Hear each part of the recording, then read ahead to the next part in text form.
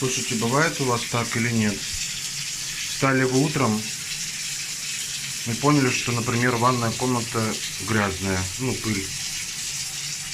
И думаете, надо, наверное, немножко со стеклянных поверхностей стереть пыль. Потом понимаете, что вроде как и раковина грязная, и зеркало. Надо, наверное, все вот это вот убрать, чтобы вот это все помыть. Потом замечаешь, что ну, как бы и здесь какие-то разводы уже от мыла. Надо, наверное, это помыть. И потом заключается в том, что вы начинаете убирать всю ванну, как мы сейчас. А потом я Паше говорю, слушай, ну, коль мы сегодня оба дома, ты проверь, пыльно или не пыльно, ну, как бы в комнате. Может быть, немножечко как бы мопом пройти. Достается пылесос. Начинается, в общем, убираться, пылесосится вся квартира. И в конце концов все это приводит к тому, что начинается убираться полностью вся квартира. И мыть, и стирать, и все, и туда, и в общем... Это бывает, наверное, только у нас. Не знаю, и бывает у вас такое или нет. В общем, все началось просто с ванны. Потому что я зашел в ванну и увидел, что вот на полочках, на этих стеклянных, скопилась уже пыль такая, знаете, ну, вот слой такой. Думаю, надо протереть, потому что уже как-то взгляду своему и нет. Надо, короче, что-то это. И все, и поехало, в общем. Сейчас поехал к тому, что Паша даже и пылесос достал. И сейчас, в общем, явно уберется вся квартира. Вот, вообще хотели выйти на улицу, потому что такая погода хорошая утром была. Снег такой крупный шел.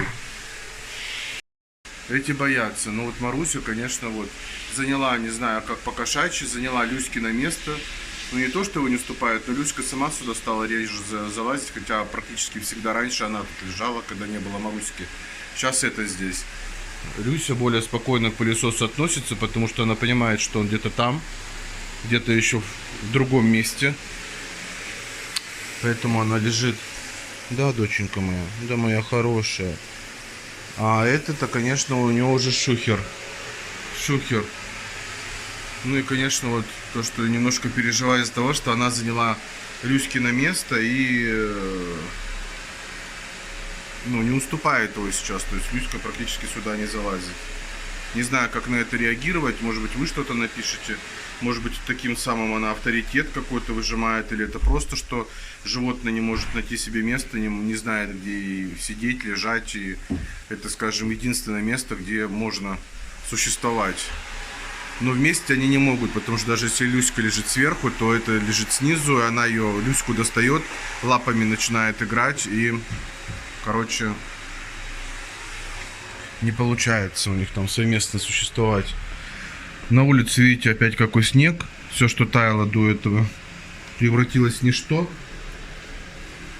В общем, снег, опять снег. И утром такой снег был, что прямо вот такими огромными хлопьями падал. Я думаю, как прикольно бы выйти сейчас прогуляться или в Сокольниках, или на ВДНХ, просто тихонечко, без всяких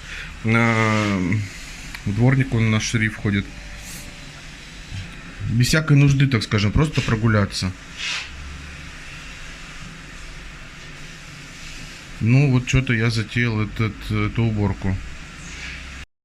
На самом деле не хотел, просто, говорю, хотел кухню, комнату, ванну сначала одну, вторую, третью, а потом сейчас докатилось до того, что нужно все полностью убраться. Ну, в любом случае нужно убираться.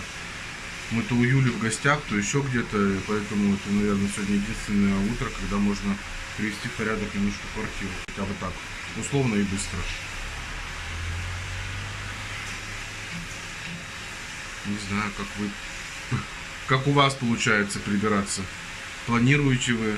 Кстати, когда я не планирую уборку, когда она происходит вот так вот, знаете, встал, блин, тут надо, а потом херак всю квартиру убираешь, она намного быстрее убирается, намного с большим настроением убирается, чем тогда, когда ты что-то планируешь. Так, сегодня среда, надо убраться в субботу или воскресенье. Потом дело доходит до субботы или там до какого дня ты определил, что ты хочешь прибраться. Ни хрена не получается, не складывается. То одно, то второе, то третье, то пятое, то десятое. И если начинаешь прибираться, все это получается как-то долго, нудно, все что... Ну, в общем, когда как-то вот... И, кстати, отпуска также получается. Когда вот их не планируешь, или там какие-то поездки или путешествия какие-то, если ты их не планируешь, то они проходят намного интересней, чем тогда, когда ты что-то запланировал. Да, Люсенька?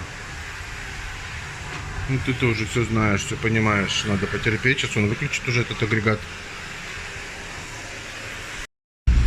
Вышли ребята уже на улицу. Вот сейчас иду и все хотел сказать, что иногда инкассаторы, конечно, наглеют и охреневают.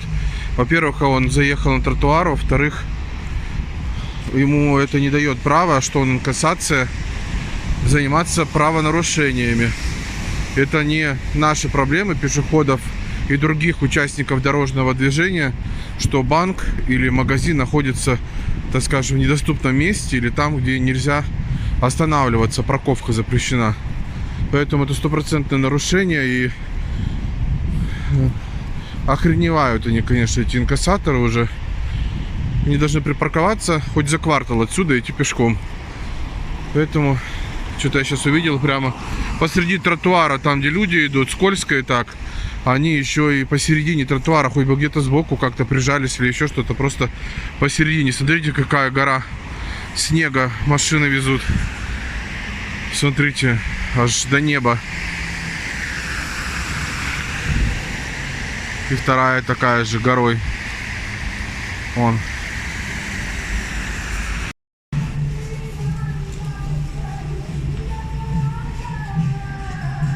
Про этих бабулек я вам рассказывал, что они по Москве сидят, однообразные. Здесь праздник.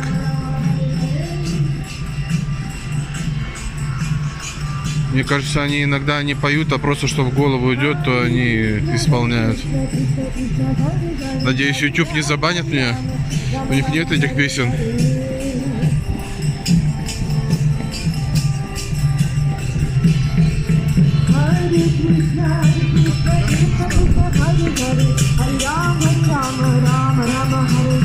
Халя-рама, халя-рама, халя-рама, рама-рама, халя-рама. И все, и больше слов-то толком всегда нет, таких нет.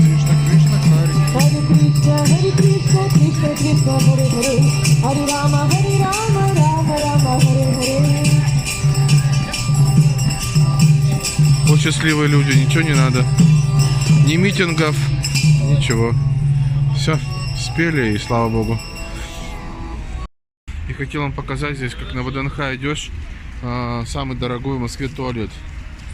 Вот этот. В полуподвальном помещении, там пару раз был, но цена что-то рублей 60, по-моему. Таких цен, если только вот в этих железных, по-моему, там 50 рублей, да? Там хоть как-то индивидуально. А в этом туалете, знаете, такие кабинки еще по колено снизу и по грудь сверху. В общем, писишь ты или какаешь, что сосед тебя, ну, может наблюдать за тобой, кому это интересно. Люди же разные. Коллективное каканье или писание, или возбуждение, не знаю, у кого что, короче. Вот, ну, короче, самый дорогой туалет не ходите. Что лучше, вон вот такие, типа жестяные индивидуальные туалеты, где вы можете пойти, зайти, спокойно раздеться внутри будки. Заплатите или карточкой здесь, или деньгами, стоит 50 рублей. Потерпите до ВДНХ. Или, да, до ВДНХ, если вы идете в сторону ВДНХ, бесплатные туалеты хорошие на территории самого выставочного центра, комплекса. Всем привет, не поздоровался ни в начале видео, ни уже практически не в середине. В общем, да, прибрались, как сказал, все началось с того, что нужно было просто поменять кошачий туалет, потому что он уже пах. Думаю, надо поменять туалет. Ну, в общем, за туалетом пошла стеклянные полки. За стеклянными полками тут, думаю, надо около зеркала помыть, и зеркало тут, ну, вообще, и все так пошло. В общем, прибрали всю квартиру. С одной стороны, хорошо, потому что, коль свободный день, значит, надо и прибраться, то когда работаешь, абсолютно некогда. Так что, вот так вот, ребята. Самая внезапная приборка, оказывается, кстати, быстро мы вроде ее сделали, иногда ее растянешь на целый день. Но еще летом, весной, когда тепло, осенью, я еще же лоджию, там мою окна. А сегодня прохладно, поэтому я не мыл, и поэтому все как-то быстро и прошло. Обычно на рабочую неделю покупаем какие-нибудь там сосиски или еще что-то, но брали в Спаре несколько недель подряд. Потом я ходил в Мяснове покупал, а в этот раз Маша говорит, пойдем прогуляемся и через ВДНХ в белорусский павильон зайдем и там купим что-то на утро, чтобы утром кушать. перед работой завтракать, чтобы не готовить ничего, ну, типа какие-то или колбасы, или сосиски. Хотя папа у меня очень сильно ругается, что сосиски вообще типа есть нельзя, что там вообще мяса нет. Знаешь, купи колбасу. Сосиски не будем. Не знаю, ну, в общем, пошли прогуляться через ВДНХ, белорусский павильон. Я думаю, что у меня в голове так круг, мы, наверное, сделаем в сторону Останкинского парка. Там в парке пройдемся и сядем на трамвайчик, наверное, и приедем домой, да? Ну, немножко, чтобы хотя бы размяться. И слушайте, про этих кришнаидов. Недавно только, по-моему, с Юлькой, да, где мы там у них, когда в гостях были, вспоминали. Эти торты были, не знаю, в Москве, кстати, они были или нет. Но я думаю, что где-то в Пермском крае даже у них целый завод был по изготовлению вот этого. Не помнишь, как они назывался, эти торты? Нет, не помню, ВНВ как-то. Юлька, кстати, вспомнила сразу, как он назывался. В общем, торт, который состоял из орехов, из различных, из сухофруктов, из различных, сгущенка вареная. Я вот не помню, корж там был какой-то или не был он, или бисквитный корж, но в общем очень сладкий, очень калорийный, и он был настолько модный в разных, да, очень вкусный, очень калорийный, сладкий, но сладость это больше была вот от вареной сгущенки и от сухофруктов, да, вот, ну, уж не знаю процесс изготовления, но в какой-то момент жизни он прямо вот был, ну, фаворитный, его покупали на все праздники и охотились за ними, потому что их еще было не застать. Потом в какой-то период времени их стали делать разными формами, прямоугольные, квадратные, в форме сердечка, круглые, ну, в общем, на все случаи жизни, как хочешь, так и покупай, так и режь. Я вспомнил этот вкус, думаю, блин, с удовольствием бы, наверное, прямо кусман бы этого торта бы съел. Вот, и... Хочешь, я погуглю. Погуглю. Кстати, несмотря на то, что я не очень люблю размокшие как их называется, в сладостях, нет, сладостях, как их называется, в десертах, вот, в десертах орехи, вот эти вот, то, что вчера миндаль и все остальное, я не очень люблю, когда он, знаете, такого уже размокшие, но вот именно там вот этот вкус размокшего ореха, он почему-то был настолько вкусный с этой, со сгущенкой, ну что-то было невероятное просто. Пусть загуглит Павлик, и может быть где-то это здесь есть, но он большую часть ест, а я, может быть, кусочек все-таки заточу. Но вот такой, наверное, больше веганский торт, наверное, был, потому что это же кришнаиды. Сейчас послушали, они там поют, и я вам часть там записал, надеюсь, меня не забанит Google. Хари Кришна, Кришна Рама, Рама Кришна, Кришна Рама, больше слов-то нет. И люди там танцуют, и все, вот они радуются жизни, в принципе, больше им ничего не нужно. Вот, короче, вот так. Пошли в белорусский трикотаж колбасу покупать. Блин, не могу просто удержаться. Вот смотрите, как плитка. Вот переключу этого Агутина, который орет на всю ВДНХ. Буквально вот год назад закрывали этот... Да заткнись! Этот, как называется, на, ну, главную площадь, и посмотрите, что с ней. Буквально вот в то лето, и все, и пипец. Пипец, что происходит с этой плиткой. Пожалуйста, в очередной раз Собянинский отмыв денег. И кто здесь виноват? Застройщик или еще кто-то? Но сам факт того, то, что Собянинский муниципалитет, который дал деньги администрации ВДНХ, сделал заказчик подрядчика. Ну, в общем, кто-то виноват. Сам факт того, то, что все это мошеннические махинации с этой плиткой, которая вот бесконечно, слышите, даже она, ну, я, наверное, громко говорю, просто под ногами людей она туда-сюда прыгает. Вот, поэтому, блин, никогда не закончится эта история с собянинскими восстановительными работами, с плитками. Вот вопрос, что он убирает? По асфальту снегоуборочная машина везет. Не дурдом ли, ребята? Видимо, у него тоже GPRS, и нужно показать, что он работает. Залил бензин и туда топливо, и вот едет. Что убирает, не понять.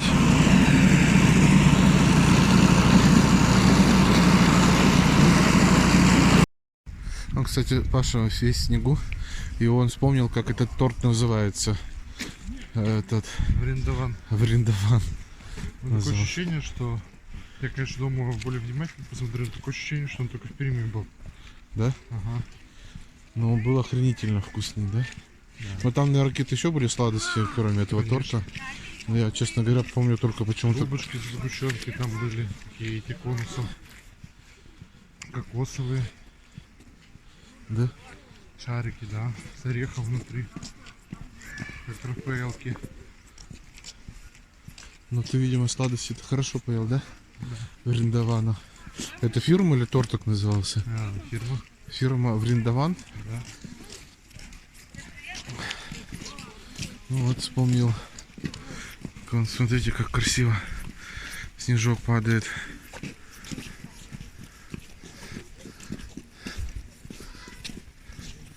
Ну, тут вообще прямо зима-зима с моим псевдобольным глазом. Вообще прямо ярко так, или мне так кажется, или на самом деле. Конечно. Светло, и снег белый. Но зато это прикольно. Вот здесь настоящая, так скажем, зима. И мне нравится все-таки Останкино, парк Останкино, потому что здесь на самом деле вот такая нетронутая московская, надеюсь, зима. Я только Паше сказал, что мы шли по территории ВДНХ. Я говорю, ненавижу московскую зиму, ненавижу прям вообще. Вот этот слякоть, грязь, этот снег, постоянно жижа под ногами, снег мокрый, непонятный какой. Что, туда пойдем кружок сделаем? А здесь прямо зима такая, и сугробы, и снег ничем не посыпан. Вот для чего в Москве посыпать снег, все тротуары снегом, то есть не снегом, это химикатом. Посмотрите, ну что здесь люди падают, неправильно как-то ходят, или какие-то другие люди в отношении там по тротуарам. Почему по чистому снегу вот так вот не ходить? Зачем нужно все сыпать этими химикатами и развозить эту жижу, грязь по всему городу? Портить не только состояние душевное людей этой серостью и грязью, но и химикатами портить землю и воздух и все остальное. Ну чем вот вам не зима? Вот все, весна придет, она сама все уберет солнцем, теплом. Но окей, по весне можно там убрать еще, насыпать этих химикатов, чтобы побыстрее снег сошел, так скажем. Ну какая красота, белым бело. Видимо, кто-то тут рыбачил. Снежок, самый настоящий снежок, чистый, не тронутый ничем. Ну, скажите, кто в Москве живет, лучше так ходить или то, что под ногами на остановках творится? 10 килограмм этих химикатов на каждый квадратный метр. Я вот выбираю, например, такую зиму. Здесь шуба хорошо смотрится. Вот, и шапка.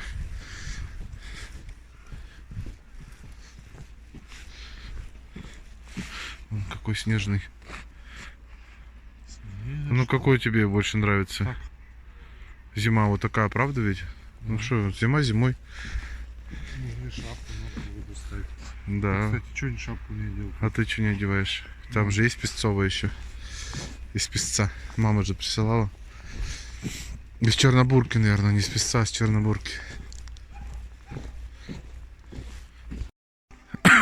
В Беларуси купили какие-то фирменные колбаски. Не знаю, что это. Фирменные колбаски. Вот идя по улице, в фильме «Карнавал» образ госпожи Муравьевой, она там, не помню, как ее играла, она кого там эту героиню у нее была, не помнишь? Ну, в общем, она там ела пирожки. А мы на морозе, на холоде едим такие колбаски. Ну, типа краковская, что ли, что-то.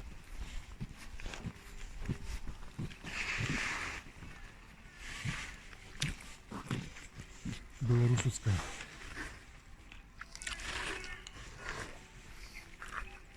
Ну что, как тебе? Ну, неплохая, кстати, не такая жирная. Не чрезмерно, знаешь, бывает пахнет Сухая, чесноком. Или бывают такие прямо. Ну, хорошая колбаса, кстати.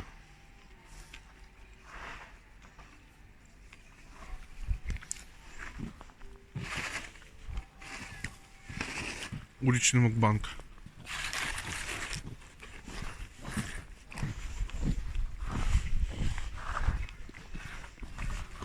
Ну, неплохая. Что-то фирменная, или не помнишь, как называлась она? Фирменная. Небольшие колбаски такие. Ну, цены, конечно, очень. Ну, вареная колбаса стоит 800, да, с чем-то рублей, или 600 с чем-то. Ну, 550. А, 550, да. А вся сыровяленая, сырокопченая колбаса 1500-1300 и выше. Единственный сервелат финский стоил 850 рублей. Единственное, домой взяли вареную колбасу попробовать, небольшой кусочек, там 300 грамм.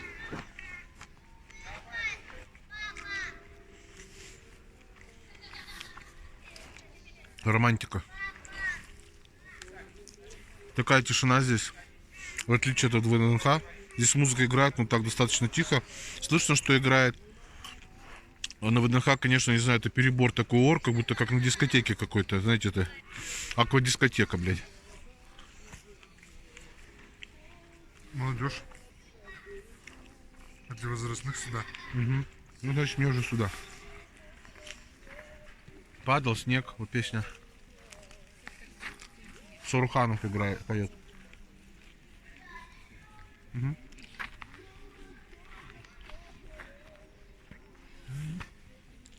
Еще бы чаю. Угу. Да. Вкусно? Облепихово. Да. Нечего дать, если только кусок тебе. Будешь? Как есть уж. Вот тут на лыжах можно покататься. Видите, люди. Тихонечко на лыжах. Я говорю, это, наверное, самый мой нелюбимый, Паша, вид транспорта, спорта, да. Нет, ну я люблю за ним смотреть, но сам не очень люблю им заниматься, потому что какие-то странные о нем воспоминания. Я сейчас Паше говорю, помню, что я в школе с классной руководительницей, мы там еще, где я жил в Березняках, там рядом небольшая есть такая, ну, деревня, прям рядом, прям с Березняками, Новожилово, и там было очень много всех предприятий градообразующих в Березняках. Были свои, так, я не знаю, как это называется, спортивные комплексы или что, вот именно лыжные. И были лыжные всякие, прямо в лесу, по Сосновому Бору, там по ель, ну, очень достаточно красивые места. Но у меня, говорю, соотношение именно этого лыж, это то, что я туда, когда мы ходили, обратно ты идешь, весь мокрый. Во-первых, внутри весь мокрый. То есть от того, что ты ходишь и одет тепло, едешь когда домой на общественном транспорте, да. Во-вторых, и вот эта вот зябкость какая-то, сырость, влажность. И второе, то, что, знаешь, сверху вот эта вся одежда ко всему к этому еще сырая. Просто она вся вот промокшая, видимо, то, что ты когда идешь, жарит тело-то, и вот это все промокает, пропитывает всю одежду. И приходишь, когда сдаешь эти лыжи, помню, на прокат, когда брали, потом там этот чай можно было, там булочки какие-то покупать. Ты должен это любить. Это классика жанра, да, там всякие бутерброды, сушки, баранки. Такое любишь?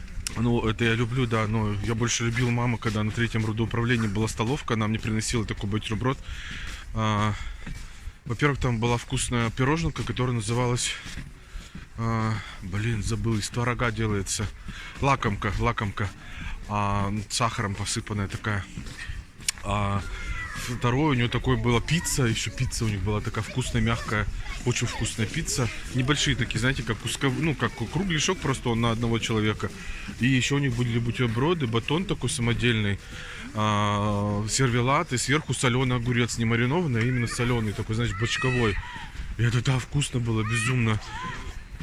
Вот это мне больше всего нравилось. Но вот когда я ехал домой после лыжни этой, я весь промокший был, продрогший, и вот это вот в голове вот это вот... Ну, должно у тебя остаться, должно вот это чай. Ну, вот у меня осталось от чая, что я был сырой всегда сидел, влажный. И мне хотелось, да, быстрее домой, чтобы раздеться, и рожа красная, выветренная, хотя мы же не в мороз ходили, а в тепле, но вот все равно как-то мне не очень это нравилось.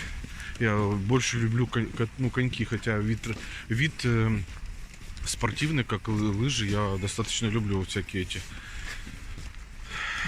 соревнования, связанные с лыжами. Вот, если выбирать коньки и лыжи, то я, наверное, все-таки быстрее выберу коньки, чем лыжи. Поэтому как-то несоотношение. В общем, такая прикольная зима после уборки. Прошлись, прогулялись немножко, свой мозг выветрили. Че мы идем? Куда, в Билу?